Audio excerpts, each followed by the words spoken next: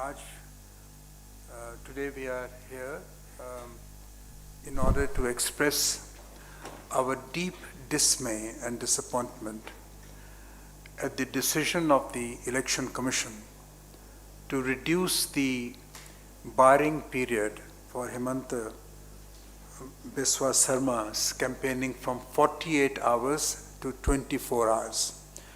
Friends, I need to only mention that it was only yesterday night that we were made aware of the order of the Election Commission that had debarred the senior minister representing BJP in Assam from campaigning on account of his statements against Mr. Hagrama Mohilari, threatening him with detention under the NIA. Within less than 24 hours, the Election Commission, without notice to or seeking the comments of the complainant, the INC and the Bodoland People's Front, have reversed its own decision of barring Mr. Sarma for 48 hours and have reduced the period to 24 hours.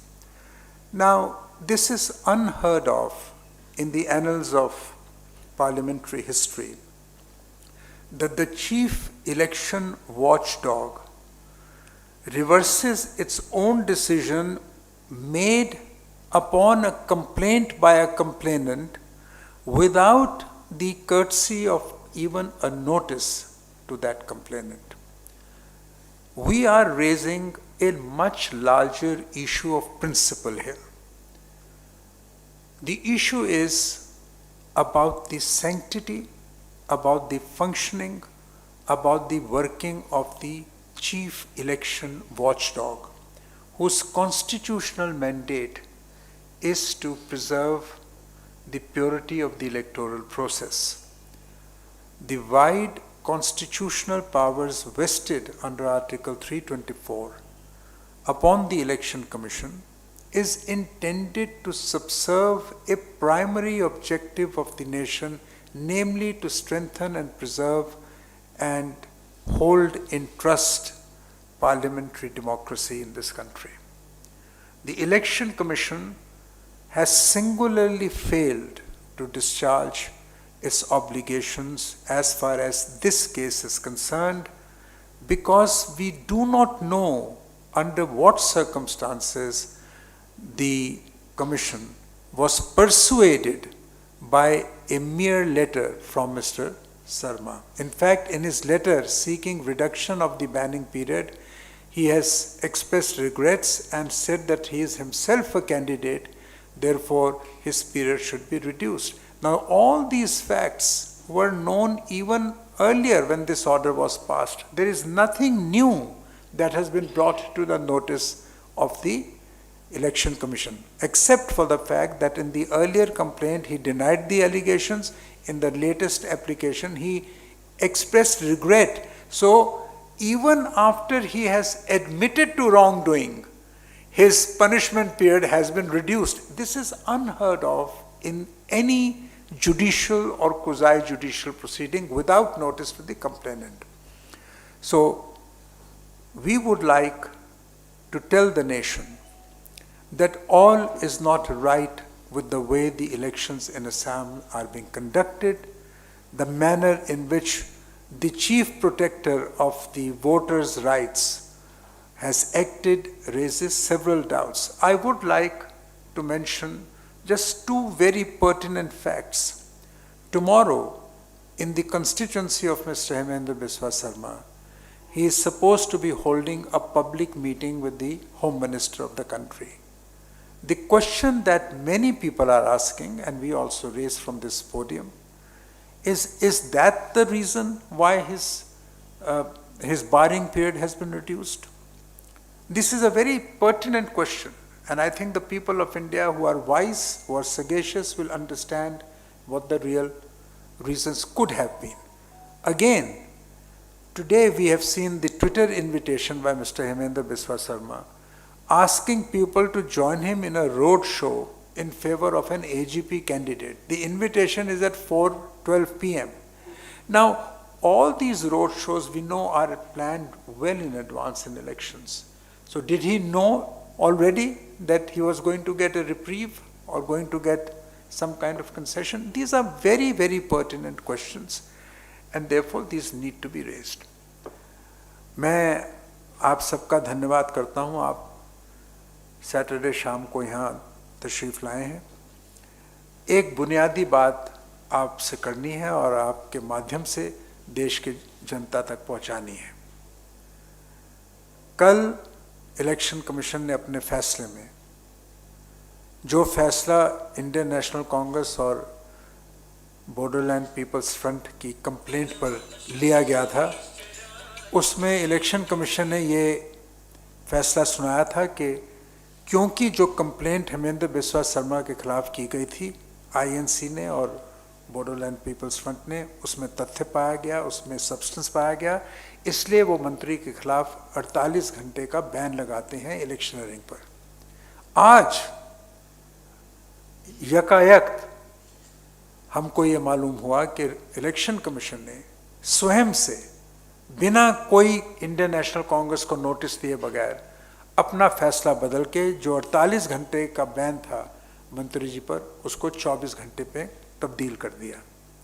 क्या इसलिए तब्दीली हुई क्योंकि कल home minister साहब के साथ हेमेंद्र बिस्वा शर्मा की पब्लिक रैली है, या फिर हेमेंद्र बिस्वा शर्मा को पहले ही पता लग गया था कि ये बैन का पीरियड कम हो जाएगा, इसीलिए आज ट्विटर पर उन्होंने रोड शो का इनविटेशन दिया है कि जिस रोड शो में वो खुद शामिल होंगे।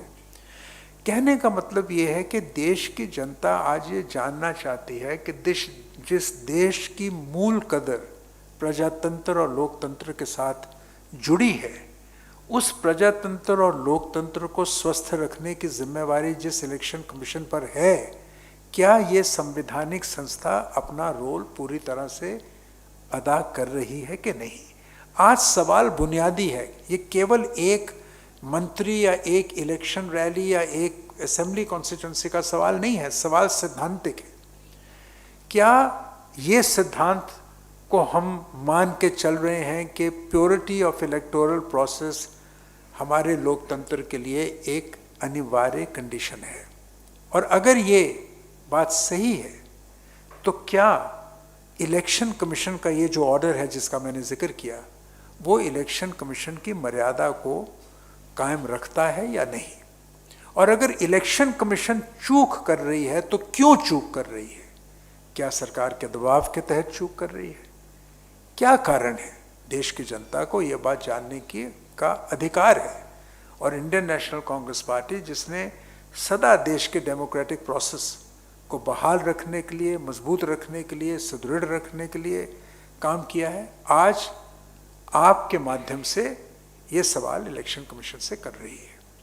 इसका जवाब उनको देना होगा, नहीं तो आने वाली जो जनरेशन्स हैं, जो पीढ़ियां हैं, कहीं उनका लोकतंत्र से और लोकतंत्र की व्यवस्था से कहीं विश्वास ना उठ जाए, ये बड़ी चुनौती है। तो आज मुख्य तौर पर हमने ये बात आपसे करनी है और बराए मेहरबानी हमारी ये अपील है कि इस सिद्धांतिक बात को एक सिद्धांतिक मुद्दे के तौर पर देश के सामने हम रखना चाहते हैं और इसी रूप में ये सामने आए तो मैं समझता हूँ कि देश में लोकतंत्र और प्रजातंत्र की जो बुनियाद है वो मजबूत होगी। और आप जानते हैं कि कुछ दिन पहले पंजाब में श्री राहुल गांधी ने ये कहा था कि हम फ्री और फेयर इलेक्शन में बीजेपी को हरा सकते हैं, पर जब मीडिया और संस्थाएं अपना काम पूरी तरह से ना कर रही हों तो हम अपनी बात लोगों तक कैसे पहुंचाएं? तो आज जो बातें उन्होंने उस वक्त कही थी, और मैं भी ये मानता हूं, कांग्रेस पार्टी ये मानती है कि असली बात आज देश में लोकतंत्र, freedom of media, freedom of the people, freedom of institutions, ये एक हकीकत है कि नहीं? अगर हमारी, जिसे कहते हैं कि इंस्टीट्यूशंस ऑफ डेमोक्रेसी, जो लोकतांत्रिक संस्थाएं हैं, अगर वो खोखली हो गई तो फिर हम इस देश में लोकतंत्र को नहीं बचा पाएंगे। ये बुनियादी बात आज आपके सामने हम रखना चाहते हैं। कोई सवाल हो तो आप पूछें। पहले सो मोटर से ले लेंगे, उसके बाद फिर रात।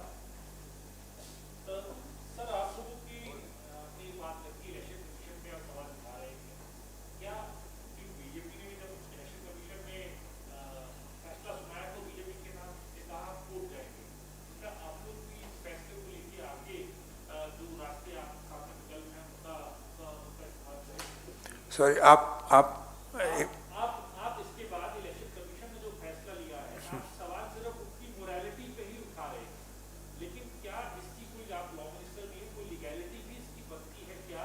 और अगर उसको आप एक्सरसाइज करना चाहें तो कांग्रेस पार्टी। देखिए, लीगैलिटी तो हर चीज़ की बनती है, हर चीज़ को हम कानूनी ढंग से चुनौती दे सकते हैं, मगर सियासत को हम हर वक्त लीगल तरीके से ही उसको नहीं लड़ाई की जा सकती। ये जो पॉलिटिक्स हो रहा है, अब देखिए 2 दिन के बाद वहाँ चुनाव है, इसमें हम 2 दिन के अंदर क्या लीगल चुनौती दें और क्या बात करें।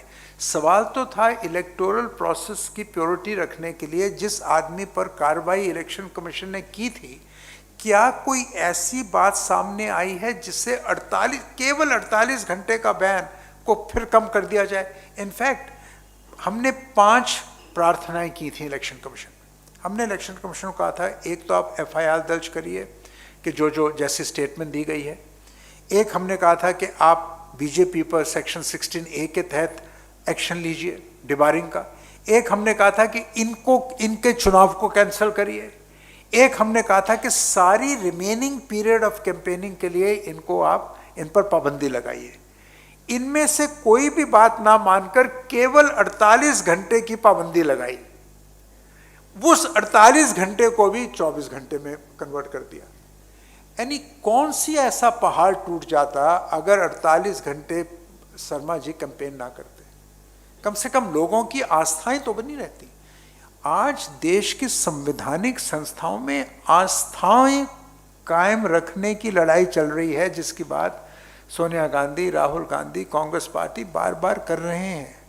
बात लोकतंत्र की, प्रजातंत्र की, फ्रीडम की, इंक्लूजन की, इसकी बात है। ये लड़ाई केवल सत्ता की लड़ाई नहीं है। सत्ता, हर पॉलिटिकल पार्टी इलेक्शन लड़ती है सत्ता में आने के लिए, ताकि सत्ता हासिल करके वो लोगों के प्रति जो उनका एजेंडा है उसको आगे बढ़ाए। मगर आज लड़ाई देश में, पॉलिटिकल लड़ाई बहुत बुनियादी बात की है, लोकतंत्र को कायम रखने की बात है। कॉन्स्टिट्यूशनल इंस्टीट्यूशन, संवैधानिक संस्थाओं की इंटेग्रिटी, उनकी जो क्रेडिबिलिटी है उसको बरकरार रखने की। Done?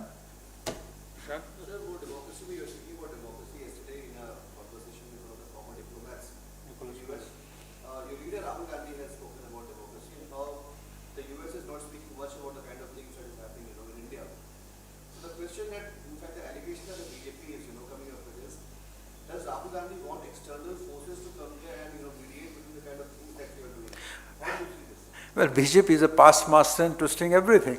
Mr. Rahul Gandhi asked a very, very genuine question, and he said, well, don't you think since there is an onslaught on democracy, a country that claims to be the champion of democracy in the rest of the world must have a view on it? I mean, this is a very, very natural kind of a question, but if you twist it as to say that Mr. Rahul Gandhi is seeking the intervention of America in the internal politics of this country, is wholly unjustified, wholly unwrong. That twist is completely wrong, untenable, and should be rejected. I mean, BJP has done it all the time, and I'm afraid this time it has got it all wrong. Thank you. Thank you very much for being here. Thank you.